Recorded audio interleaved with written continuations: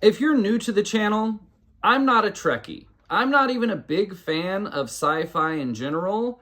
However, I did just watch for the first time in my life all 6 of the original series Star Trek movies. I'm just a cinephile who likes to get stoned and watch movies. I have a different perspective on the Star Trek franchise as I've never watched the original series. I've only watched these 6 movies and now the JJ Abrams version. I'm not a Trekkie and I might get some slack for saying this, but I'm here to tell you, this movie is amazing. This is hands down, by far, the best Star Trek movie I've seen so far out of these 7. This movie made the 12 hours of watching this series absolutely worth it. This was my reward. This is an incredible movie. Again, I'm not a fan, and I know this movie gets a lot of flack from the die-hard Trekkies out there. So let me start this video by shitting all over the parts of the movie that I didn't like. Let me join you here. For me, there are 3 aspects of the movie that I didn't like. And all 3 of those were directorial decisions. So I guess, yeah, fuck JJ Abrams. I agree. I gotcha. First, when the bar fight is broken up at the beginning of the film, and Pike is talking to Kirk, and he's trying to recruit him. For some reason, the camera is moving like this the whole time. It's an intimate conversation between Pike and Kirk, and they're shooting it like an action shot. I don't know why. I thought maybe this will go away in a second. No, the entire scene is filmed with fucking some geriatric shaking Parkinson's patient. I don't understand why. Second of all, I did not like the teleportation beaming up effect. The swirl. I hated that. The first time I saw it, I'm like, that doesn't look good. I don't know why they decided to change to that, but whatever. I didn't like that. And third of all, half the fucking movie is lens flare shots. Or as my brother put it, 5,200 lens flare shots. I don't know why that was a directorial decision. Now, if you don't know what lens flare is when the sun hits the lens and the 2 pieces of glass, the 2 panes of glass, there's a little flare of light. And it's something that in the early days of movies was frowned upon. You didn't have that because it took away from the immersion for the audience. They're watching the film in a theater, you're immersed to the movie. That made it seem like a movie because we don't have lens flares in real life. It's not something that normally happens. So it would take you out of the movie. So for the longest time, it was something that was taboo and you didn't do in movies. If you had a shot that had a lens flare in it, you went and reshot that shot. You didn't tilt the camera over the sun, pan the camera over the sun, so you would avoid lens flare. Now in the 70s and 80s, lens flare became real popular. There were a few iconic movies that used a signature lens flare shot. So it became a way of putting something into a movie. By that time, the audience was much more sophisticated in understanding that they were watching a movie. So it became popular. This movie overdoes the hell out of it. Even in points of the movie that have no scientific explanation on why there would be a lens flare. There is a shot towards the end of the film where they're on the bridge. They're in deep space. They are light years away from the sun, and a lens flare hits this camera's lens. I'm watching it, and I'm like, looking in the background, trying to figure out what the fuck could have given a lens flare. I don't know why that was a directorial decision. I don't know. I guess it made it look more spacey. But that's like me putting a lens flare in this shot right here. There's no sense in that. There's no sun coming in. It doesn't make sense. Now that that's out of the way, I gotta tell you, that's it, man. Fucking everything else about this movie I absolutely loved. It is a CGI blockbuster full of special effects, yes, but it is also the perfect prequel to the first 6 movies for the original series cast.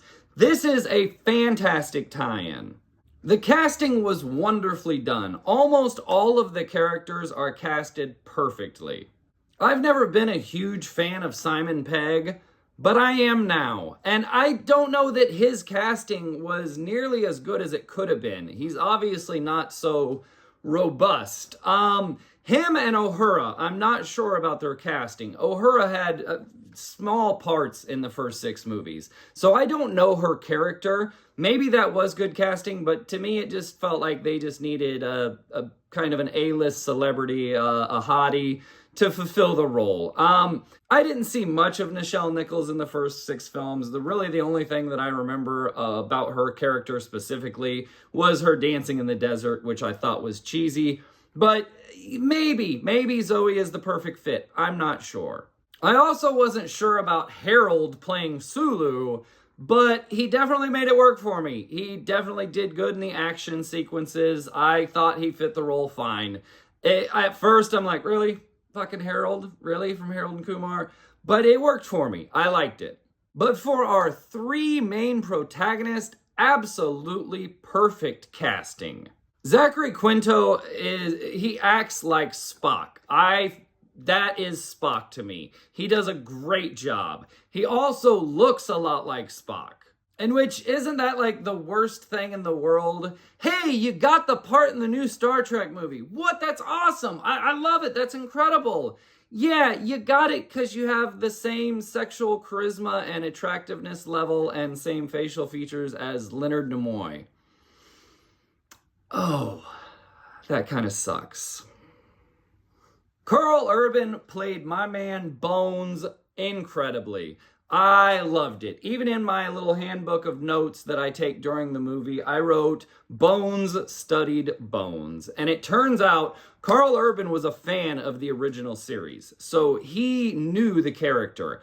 And he paid a great homage to DeForest. I think he did a wonderful job, and it was great casting. And let's not forget Kirk. Chris Pine was a great casting to play a younger James T. Kirk. It was perfect. He fit the bill. He is a charismatic, fun-loving, light-hearted badass with a soft spot for the ladies. He was perfect in this role. Now, he doesn't act like William Shatner, and that was a conscious decision by the crew, cast and crew, JJ Abrams. They decided to not have him try and mimic William Shatner. And I think that was the right decision. He still has all that stuff. He's still charismatic.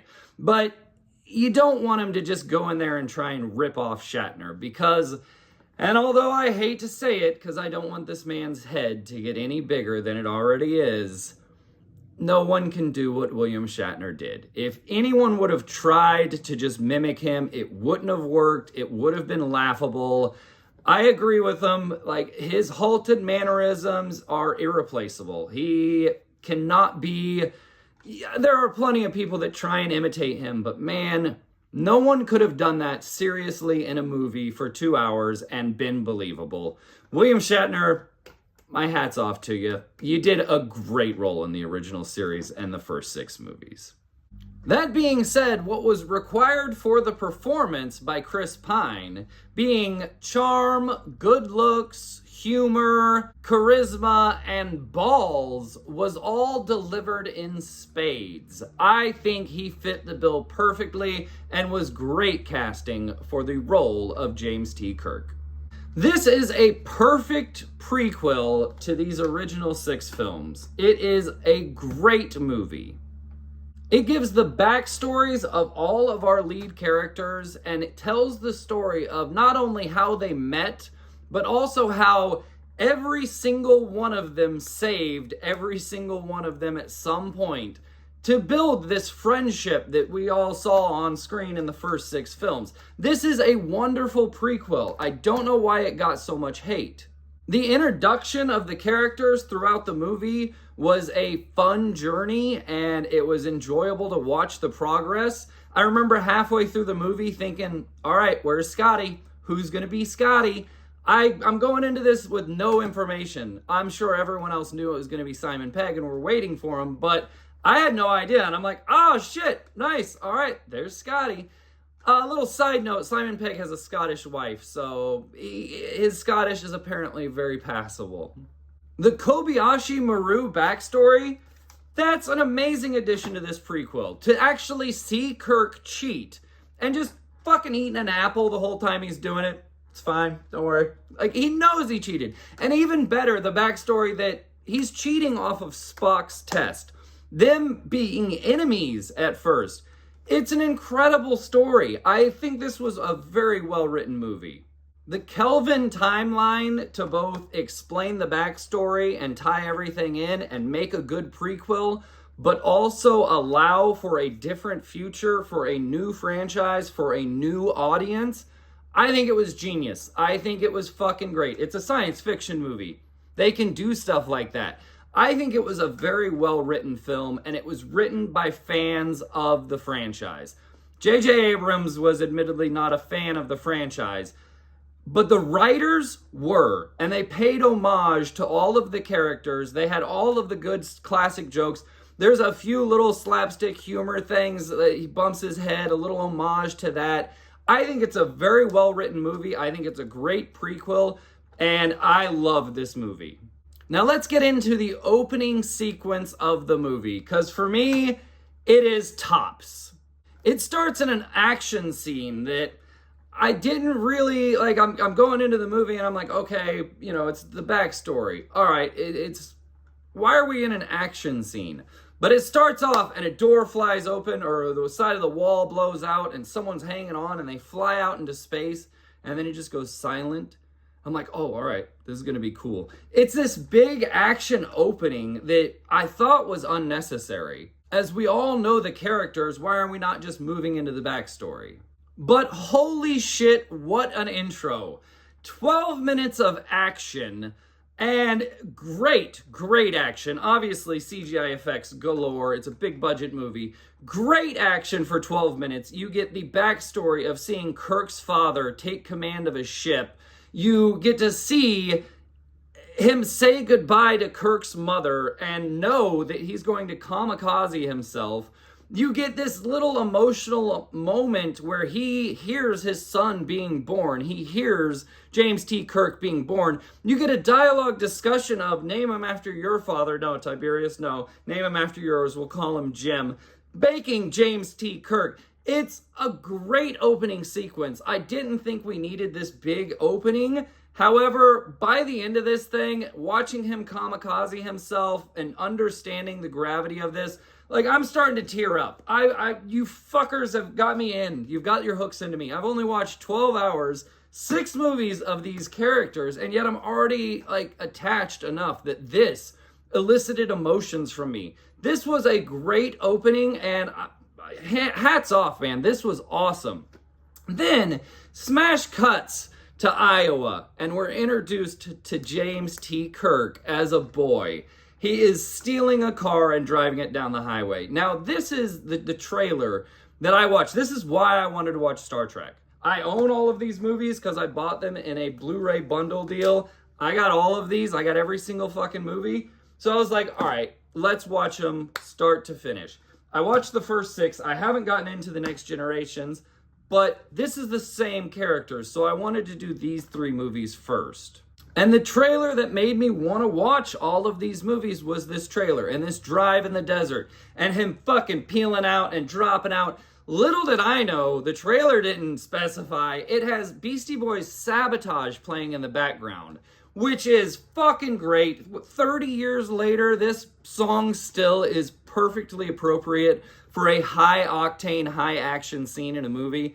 That is a legacy that'll never be lived down. That is awesome. And it fit in perfectly. Obviously, they're good editors. You know, all the cuts were set to the music. It was good time. It was a great opening sequence. And watching even the boot come down from the police officer. Incredible opening. We're, 20 minutes into the movie or something now. And I literally wrote in my notes, wow. Like, what the fuck? This is such a good movie so far. So starting off, I was flat out blown away. And then we cut to one of my favorite characters, one of all of our favorite characters, Spock. He's back home and they mention, like, it's cool to see the backstory of him. They mentioned that he was going to do the Kolinar Discipline, which is a tie back to the first movie that I watched, which I didn't know what it was. And, you know, I mean, still, it's, you know, like, I get it. But in the first movie, I didn't know what it was, and him tying back to that is really cool. Seeing him as a child and the education that Vulcans do, that's really cool. Learning all of this, for me, for the first time. But seeing him half-breed, half-human, seeing him lose his emotions and fight, that vulnerability that isn't portrayed in the later character. Leonard Nimoy's Spock is already advanced and gone past that. So it was cool to see that element of him. Bones coming onto the spaceship and joining Kirk. I'm listening to this guy ramble. I'm watching him and I'm like, all right, yep. Is this my man? Is this my man? When he reaches over and says, Dr. McCoy, I literally threw my hands in the air. I was like, yes, I love it. I love Bones. I love this guy. He portrayed Bones so well. I was pumped at that point of the movie. We're 30, 40 minutes into the movie, and I'm already raising my fist in the air. I'm telling you, man, this is a great movie. So the backstory cuts to 3 years later, and we're at the Golden Gate Bridge. Again, I like that they've made this around San Francisco. I don't know if the original series talks about that. Again, I've never watched it. But I like that it's always about San Francisco, and they always have the Golden Gate Bridge in the background. I thought that was really cool. Seeing the Kobayashi Maru test, that was fucking awesome. Learning more about that, that's really cool. I really think this was a well-written prequel. And of course, had to do it to me again, the Star Trek franchise throws in some hot-ass green girl that I'd love to dream about one night. Like, what the shit is this? Like, every movie has some hot creature alien that I'm like, oh yeah. It's no wonder Kirk was running around the galaxy banging everything. It's all fucking gorgeous women. Green Girl was hot, and a little comedic relief there. Like, his reaction of, how many guys do you bring into your room, was fucking great. Chris Pine, again, did a great job of Kirk and offered a lot of comedic relief throughout this movie. Uhura and Kirk hitting on Uhura. I don't know anything about the original series. Again, only watch these. But everyone, I think, anyone who's like us, knows that the first interracial kiss on television was on Star Trek. And I think most people know it was Kirk and Uhura. So that made sense to me. Seeing Spock and Uhura and Kirk, I'm not sure what's going to happen in the next two films. We'll see, but that was a little weird. I dug the line of Uhura and Kirk, although, again, Uhura's not in any of the first six, and that love story isn't there either. I know that love story, I know that background, so I was like, all right, this is cool.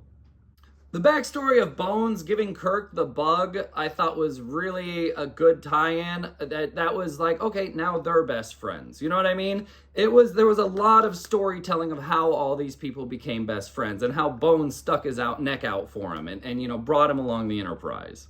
Speaking of the Enterprise, there were a shit ton of great, what used to be model shots. I'm sure they're CGI now, but a lot of really good, really cool shots of spaceships flying through space. I really liked most of the cinematography on this movie, other than the lens flare and the other things we talked about. When the Federation is starting to blast off and Sulu is the new pilot and he's still learning and all the ships, like I've got a 7.1 surround, it's I think 1,000 watts, I don't know, it's fucking awesome though, it's very immense. And these things are shooting off, like it's filling me with sound. And then it comes to the USS Enterprise 1701 and nothing happens. I'm like, oh man, what a letdown. And then, oh, this is the problem. You need to release the emergency brake. And then whenever they go, I was like, that wasn't like, I was all right, let's do this. And it still wasn't that satisfying. But I didn't know, and it completely made sense. By the time they get there, they're a little behind everyone. I loved that was in the writing. It was something that I thought about later, because once they get, I'm like, oh, now I see. They come into a bunch of destroyed ships because they didn't launch at the same time. I really like that aspect, even though I wanted that fucking thing full throttle blowing me out of the fucking windows. Like, I was really looking forward and really disappointed like 30 seconds later.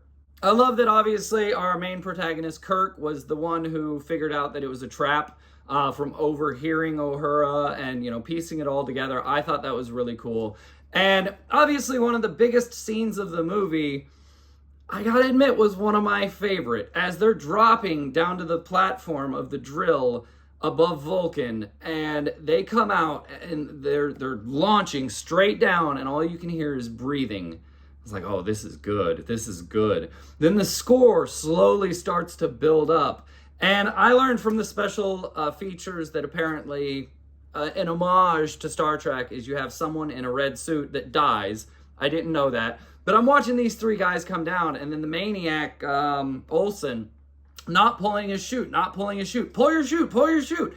And then he, boom, pulls it off. And I'm like, holy shit, this is awesome. And then gets ripped and thrown and killed, which was even more awesome. I fucking loved that scene. It was so good that I literally, after it resolved, I rewound it and watched it again, the whole thing. I thought that was so fucking cool. It's a big scene. But man, that was really, really rewarding of a payoff. And then it goes into Harold, fighting. And that's where Sulu saves Kirk. And then Kirk saves Sulu. And then both of them are saved by Chekhov. In like 5 minutes, each one of them has saved each other's lives. And I was like, this is really cool. This is a great way to write these backstories and develop their friendships. I really enjoyed this movie. Spock on Vulcan, seeing Spock's mom die in front of him. Holy shit. What a fucking story, man. Finding out there's less than 10,000 surviving Vulcans. I don't know what the storyline I know that, the planet wasn't destroyed in the first 6, so this is an alternate timeline. But that's fucking crazy. That makes their allure, and their wisdom is all saved, and their culture and everything. That makes the allure of this even cooler to me. Now that they're a minority, this fringe little group, and that don't have a planet, obviously this is, again, how many political stories are like this? You know what I mean? But that's sci-fi. That's sci-fi, paying homage to global politics and real-world events. 2 words, Centaurian slugs. How everyone loves Wrath of Khan. Why does this movie get so much shit? I think this was really cool. He took a prequel. He also blended in a little bit of the second movie and aspects of the original series. I think this was very well written, and the Centaurian slugs were the best part of Wrath of Khan. So, yeah, I was down with Centaurian slugs climbing in. I think they could have done a little bit more visuals, but still, even seeing just that dropping into his mouth made me think of the earwicks in Wrath of Khan.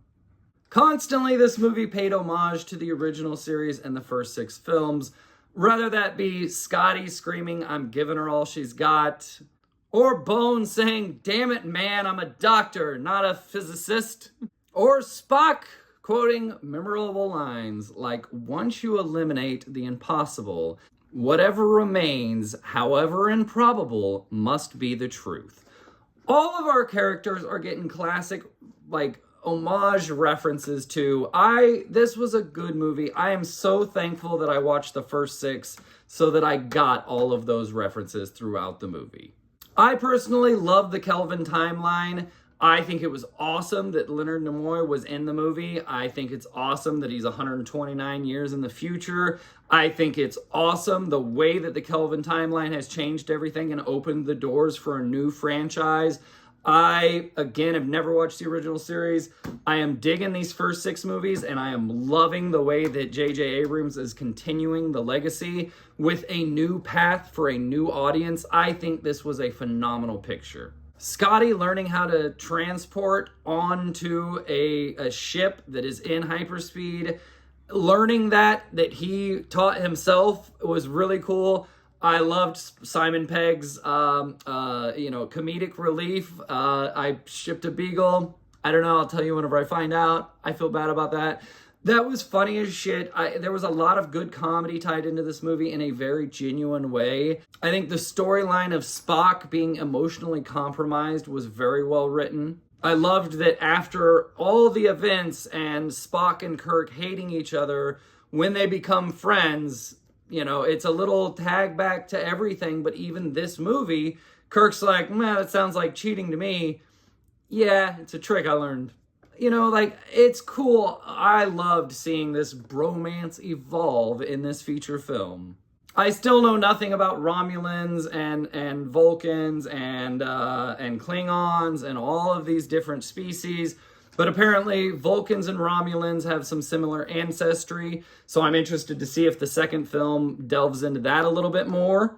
And the ending of the movie, phenomenal. Scotty's down there screaming, he's giving her all she's got, and they come up with this plan to blow up bombs to propel them out of a black hole. Can you get more intense to end a fucking movie? I was on the edge of my seat. I absolutely loved this movie. All I knew about it was that it got some hate from some original fans. I think it was perfect. I think once they blasted out of that black hole and you saw all of the original series cast members in their crew positions and how everything happened, I think it was a very rewarding experience and a wonderful journey of 2 hours that I will definitely watch this again. I know I said that I'll watch, this again. I know I said I'll watch these 6, and I might. Dude, this one's probably once a year for me. I am a Star Trek fan now, definitely, and I appreciate the back catalog. But dude, this movie fucking rocks. The very ending, I've come attached to these characters. And the very ending of the movie, Leonard Nimoy's voice coming over the captain's log, I almost lost it. I'm like, yes, it's such a good ride. I love this movie. Now, I am very, very glad that I watched the first 6, and I could appreciate all of these callbacks, all of these references, and all these homages and tributes. I'm very happy I did. However, this takes 12 hours to watch this so that you can get all that. And I don't think you need to. I think that if you're like me and not a Trekkie, one, why did you watch a 40-minute video about Star Trek? But if you wanted to start this franchise right here with this one, I think you'd be fine to do so. I definitely want to get this on 4K. I actually have the third in 4K that I bought in a lot. This was a visual cinematic experience that will be cherished for a long time. I absolutely loved this movie. By far my favorite. We still got to get into the Next Generation set, but man, this movie was a fucking thrill ride. I'm giving it a 9 out of 10 on the must-watch meter. There's a few people that might not like it.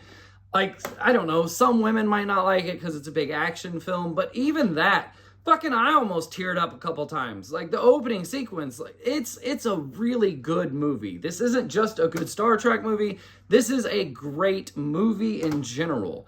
I think this was a hell of a movie to start with, and I cannot wait to watch the next 2 movies in this trilogy.